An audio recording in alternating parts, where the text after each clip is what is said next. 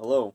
So today we're going over a mask that Duke's put together out of the Polmasan industrial face piece to closely mirror what would have probably been the original configuration um, when this was originally being chewed over by Acushnet in the U.S. military. Yes, what we have here is a very odd contender of which I unfortunately do not know the designation. I actually tried contacting Kip Lindbergh of the U.S. Army CBRN school, but he has unfortunately decided to stop returning my emails for whatever purpose, and so I was not able to obtain a proper designation on this face piece, which we have several different variants of residing at the Fort Leonard Wood Chemical Warfare Museum in the back archive section, which had been previously photographed by Bart Wilkes of gasmasks.net. And this is the main facepiece variant of which would be the easiest to reproduce. The other two variants, which I believe are earlier, have the standard triangular sort of cellulose acetate World War II style lenses, and one will have a C15. One of the two variants of those will have a C15 valve on the side and is made of black rubber. The other is also made out of black rubber and has an M8 valve on the side and has a much more shorter peripheral seal and a 5-point head harness. This one appears to have been the final design, which led to post-trials being adopted or being resold to Polmasan and subsequently the Lake Erie Chemical Company as the, what was it, the 1700, was it? No, 1750. 1750? Although, that series, because there is an AO 170. So, industrial note here, with Polmasan, at least at that time, 1700 would have been this with a hose. This is the one with the chin filter that you see normally is the 1750, and then there's an airline version called the AO 170. Yes, and the more common encounterment of this face piece is the Lake Erie Chemical Company, or LECO, as we prefer to call them, rebrands known as the number 45.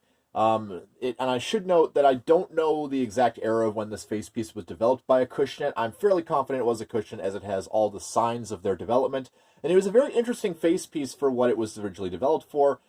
Given the general design layouts of the temple bridges and just other subtle hints, such as the hardware used on the original example, and the fact that most of the examples are dated between the late 1940s and early 1950s, we are presuming that this was a competitor to the M9 field protective mask. However, that never really came to fruition, and as mentioned before, these got tossed on the industrial market.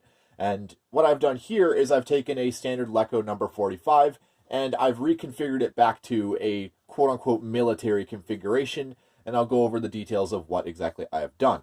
So, first things first, on the military examples, they would have they did not have any lens frames, oddly enough, at least on this face piece variant. They simply used this green fabric tape and taped around the eye lens pockets, and that did enough of a job to give it a good seal, because without the lens frames, those would have a tendency to sort of break the seal around the corners where there would be the most stress. And in doing this, it wasn't obviously the cleanest job, but it's basically how they would have done it in the military.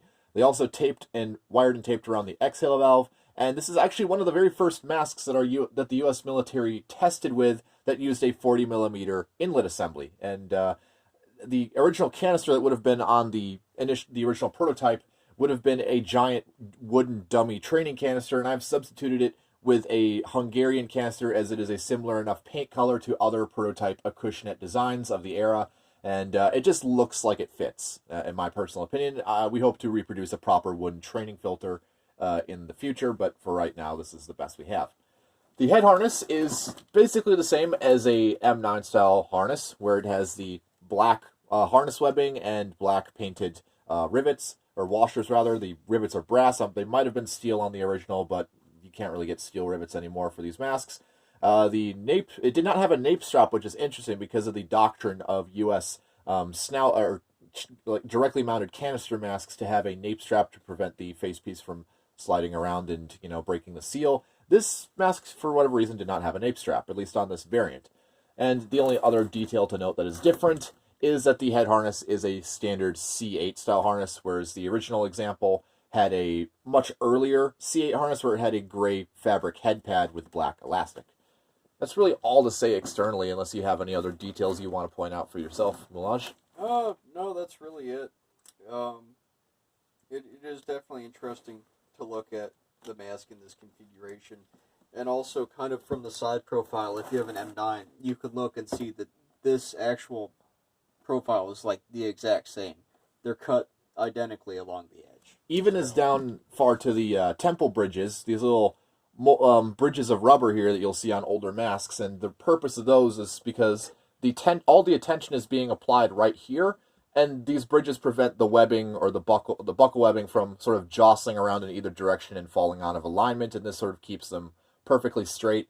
And on the later post-war style masks, these will have sort of a rectangular pedestal molded underneath them, whereas the World War II ones just sort of blend out and are more rounded in appearance. So that is another indicator that these face pieces are post-war era.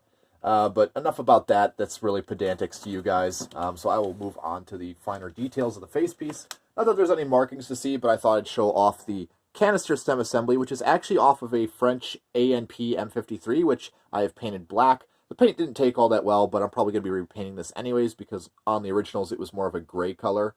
And then really not much to see externally. All these rivets are set by hand by myself. Unfortunately, this one got a little bit smashed in, but, you know, what are you going to do?